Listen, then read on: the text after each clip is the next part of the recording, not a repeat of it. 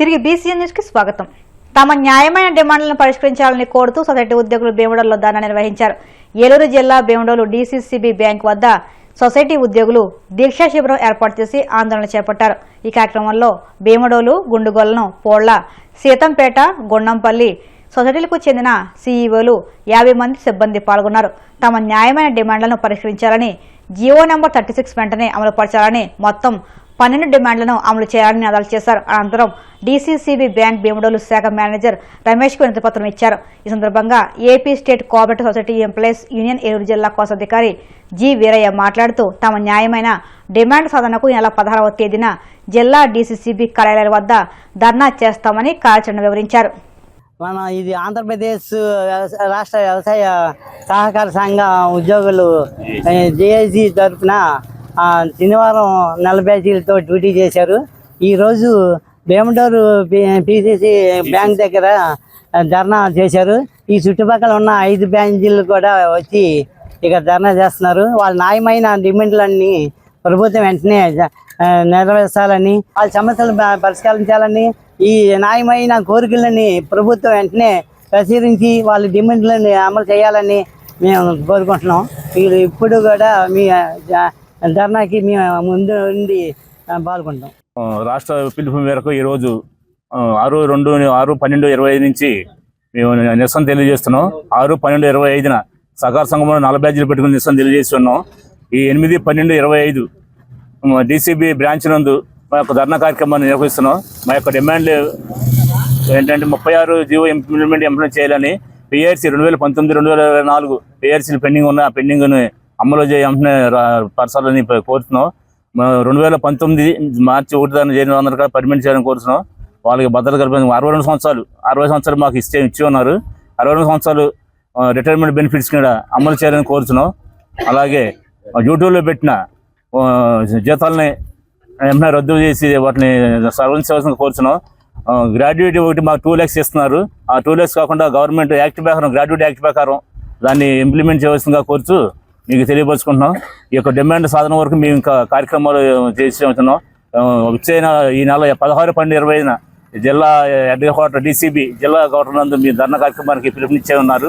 ఈ జేసీ తరఫున మీ ఆంధ్రప్రదేశ్ రాష్ట్ర సహకారం జేఏసీ తరఫున ఈ కార్యక్రమానికి మీ విజయం చేయడానికి అన్ని విధాల సహాయం కార్యక్రమం చేస్తున్నాం. సంఘంలో గుండంగొలను, భీమడోలు, పోళ్ల, గుండంపల్లి, సీతంపేట సొసైటీ ఉద్యోగస్తులు, సంఘ సీఓలు అందరూ పాల్గొన్నారు. మొత్తం 40-50 మంది ఈ ధర్నాలో పాల్గొని ఈ ధర్నా కార్యక్రమం సాగిస్తున్నాం. భీమడోలు డీసీబీ బ్రాంచ్ నందు చేయిస్తున్నాం. మొత్తం ఈ సంఘాల ఉద్యోగులు అందరూ దీంట్లో పాల్గొనే ఉన్నారు. రాష్ట్రం పారిశ్రామికంగా శరవేగంగా ముందుకు వెళుతుందని, లక్షల కోట్ల పెట్టుబడులు, లక్షల ఉద్యోగాలంటూ కోటేం ప్రభుత్వం అసత్యాలు చెబుతుందని సిపిఎం పొలిట్ బ్యూరో సభ్యులు బి వీర్రాఘవులు ఎద్దేవా చేశారు. విశాఖలో ఆయన మీడియాతో మాట్లాడుతూ సిఐఐ సమ్మిట్లతో లక్షల కోట్లు వచ్చి పడిపోతున్నాయని, ముఖ్యమంత్రిగా చంద్రబాబు తొలి నుంచి ఇవే చెబుతున్నారని ధ్వజమెత్తారు. గతంలో 1000 ఎకరాల భూములను రైతుల నుంచి తీసుకున్నారని, కానీ ఇప్పటి వరకు ఏ పరిశ్రమ రాలేదని వ్యాఖ్యానించారు. ఇక్కడ సిఐటియు నగర కమిటీ, అలాగే జిల్లా కమిటీ, అలాగే సిఐటియు రాష్ట్ర కమిటీ కూడా ఇప్పటి వరకు సన్నాహాలు చేస్తున్నాయి. ఆ సన్నాహాలు మేరకు బాగా చేస్తున్నారని చెప్పేసి భావిస్తున్నాను. అలాగే విశాఖపట్నం పురప్రజలు, పెద్దలు, సంఘాలు, మిత్రులు అందరూ కూడా బాగా సహకరిస్తున్నారు. ఈ సందర్భంలో వారందరికీ ధన్యవాదాలు తెలియజేస్తున్నాను. ఇంకొక నెల రోజులే ఉంది కాబట్టి ఇంకా మిత్రులు అందరూ ఇంకా సహకారాన్ని కొనసాగించాలని, జయప్రదం చేయాలని కోరుతున్నాను. వాస్తవంగా నేను కూడా విశాఖపట్నంలో 15 సంవత్సరాలు రేడియో నాయకుడిగా ఇక్కడ ఉన్నాను. అందుకే ఇక్కడ ఈ మహాసభలు జయప్రదం కావడంలో నేను కూడా భాగస్వామిగా ఉన్నాను. అందుకని ప్రజలకు విజ్ఞప్తి చేస్తున్నాను, జయప్రదం చేయాలని. మరో విషయం, ఈ సందర్భంలో నూతన ఆంధ్రప్రదేశ్ ఏర్పడిన తర్వాత ఈ కొత్త రాష్ట్రం బాగా అభివృద్ధి కావాలని చెప్పేసి అందరం కోరుకున్నాం. అభివృద్ధికి బాటలు వేస్తుంది అని చెప్పేసి మొదట తెలుగుదేశం పార్టీని ప్రజలు గెలిపించారు. ఆ తర్వాత తెలుగుదేశాన్ని దించి వైఎస్ఆర్ పార్టీ అధికారానికి వచ్చింది. మళ్ళీ తెలుగుదేశం అధికారానికి వచ్చింది.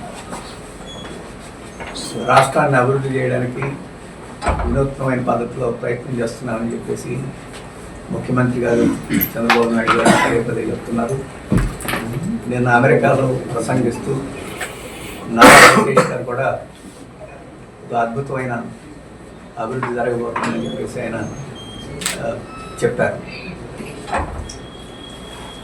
అమరావతి నగరాన్ని పెద్ద మహానగరంగా తీర్చిదిద్దామని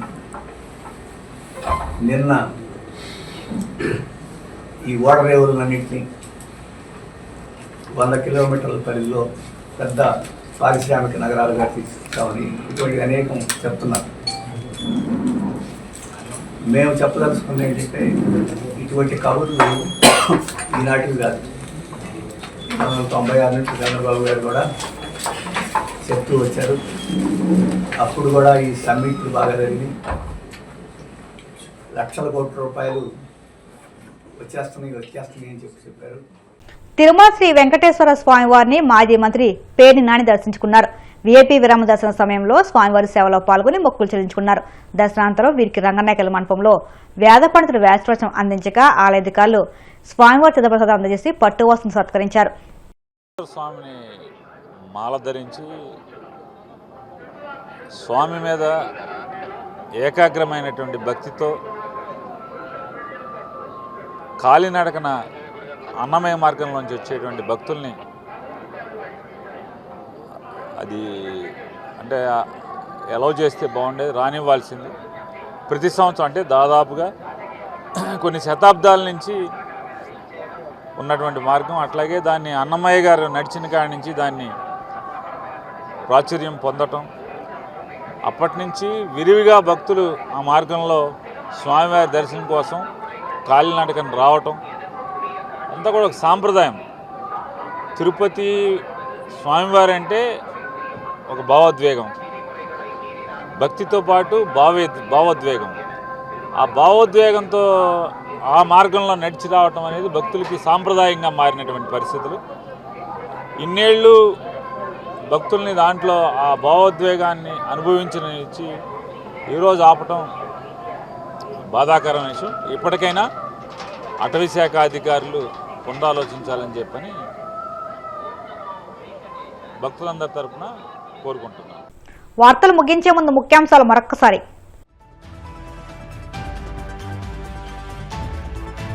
ఉడిపి పుట్టిగే మఠంలో AP deputy CM Pawan Kalyan కు అభినవ కృష్ణ దేవరాయ బిరుదు, పీఠాధిపతి సుగుణేంద్ర స్వామీజీ చేతుల మీదుగా సత్కారం.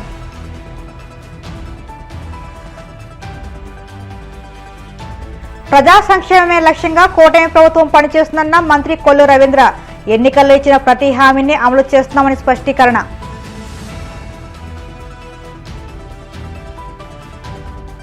పరకామణి కేసు వ్యవహారాన్ని వైసీపీపై నెట్టడం దారుణమన్న వైసీపీ అధికార ప్రతినిధి పొత్త శివశంకర్. హిందూ మతాన్ని అడ్డుపెట్టుకుని రాజకీయాలు చేయడం సిగ్గుచేటని ధ్వజం. తిరుమల శ్రీవారిని దర్శించుకున్న మాజీ మంత్రి పేర్ని నాని. ఆలయ భద్రతలతో స్వాగతం పలికిన అధికారులు. ఈ వార్తలు ఇందులో సమాప్తం. మరిన్ని వార్తల కోసం BCN digital YouTube channel, Facebook పేజీని ఫాలో అవ్వండి. అప్డేట్ వార్తల కోసం ప్లీజ్ సబ్స్క్రైబ్.